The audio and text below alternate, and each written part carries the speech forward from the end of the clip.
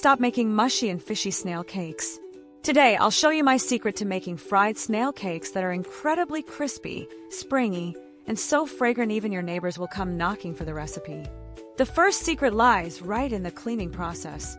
To clean snails, plain water is never enough. Use my double formula. Add 2 teaspoons of fine salt and, most importantly, 2 ladles of white wine.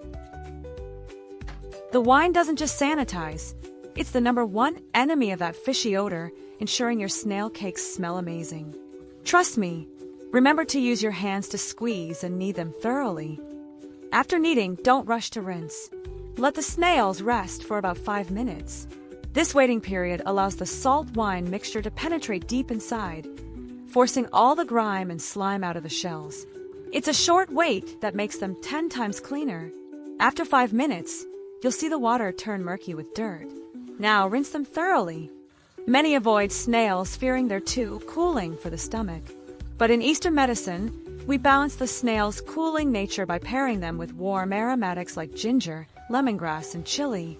This yin-yang balance doesn't just improve the flavor, it's better for your digestion too.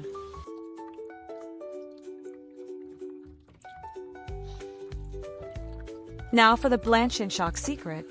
Drop a crushed piece of ginger into the pot for aroma. Pay close attention. As soon as you see the water lightly simmer, turn off the heat immediately. Snails are rich in calcium and protein, but if you boil them too long, the protein denatures, making the meat tough and destroying that natural snap.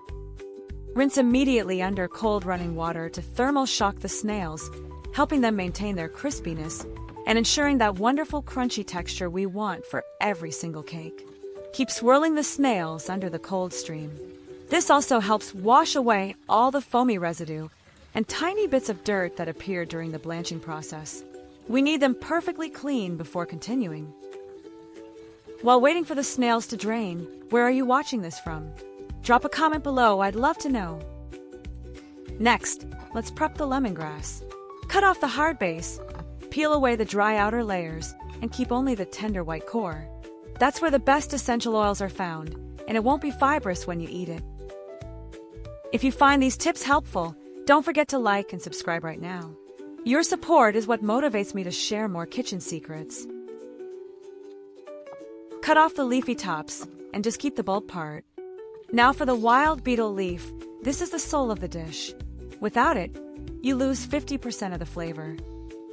Discard any leaves that are damaged or spoiled like these. Choose teenage leaves, not too young, not too old, with a deep green color. Those are the most fragrant. For the green onions, trim the roots and pull off the old leaves. Peel the shallots and scrape the ginger clean. These prep steps are small, but doing them right makes the dish perfect. Time for a wash. My rule is roots first, leaf second. Wash the dirt off the ginger, lemongrass, shallots, and chili first. Then, rinse the green onions under a strong tap. Finally, and most importantly, wash the beetle leaves through 2 or 3 changes of water. Be gentle, don't crush them yet, or you'll lose the essential oils before they hit the mix.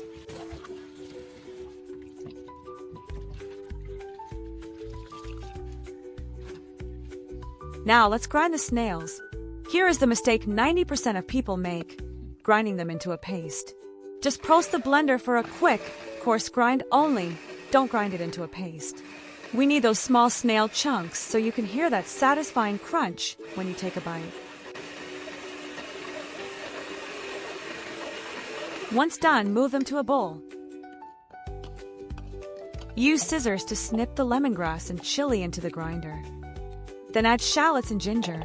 Pulse until finely minced so the aromatics blend together perfectly. Set that aside on a plate. Mince the green onions, roll up the beetle leaves, and slice them into super fine ribbons.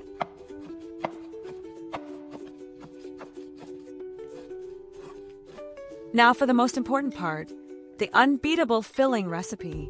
We combine the coarsely ground snails, ground pork, and ground pork paste. Don't forget to add the minced lemongrass and ginger we just processed, along with the sliced green onions and shredded wild beetle leaves.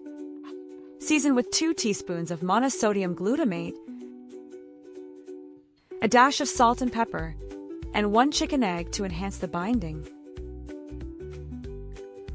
Use a sturdy ladle or your hands to mix everything together. We need to ensure everything, the meat, the pork paste, the ground snails, and all those vibrant green aromatics, is evenly combined. Keep stirring continuously until you see a uniform mixture. Only then will every bite be perfectly infused with the flavor of each ingredient. And here is the final secret weapon. Drizzle 1 tablespoon of premium fish sauce over the mix and stir again. This locks the aroma inside the filling, and it will explode with flavor the moment it hits the hot oil. Is anyone here a die-hard fan of fried dishes? Comment below and let me know. Grease your hands with a bit of oil and start shaping. Don't make them too thick, or the outside will burn before the inside cooks. Not too thin either, or they'll dry out. These beautiful round cakes with speckles of green and red are perfect as a snack or served with hot rice.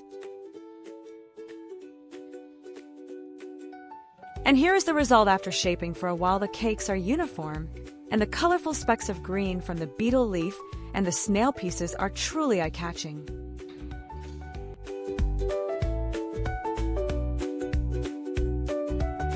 Now we're going to fry them. Place the pan on the stove and heat it up first. This helps activate the non-stick coating optimally. When you see a light wisp of smoke rising, the pan is hot. Now pour in the cooking oil. A trick to check the oil temperature is to dip the end of a chopstick in.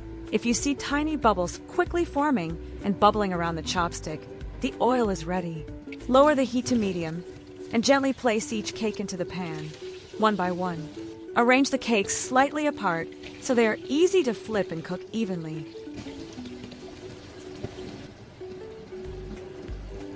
Fry until the underside is a deep golden brown and the edges of the cake start to set, then flip them over. Continue frying the other side. Remember to flip them frequently so both sides become evenly golden and fragrant with delicious, slightly charred edges.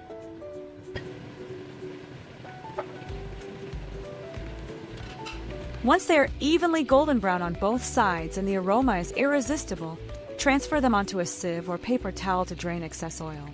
This makes the cakes tastier and less greasy. After draining the excess oil, we'll transfer these golden brown snail patties onto a plate.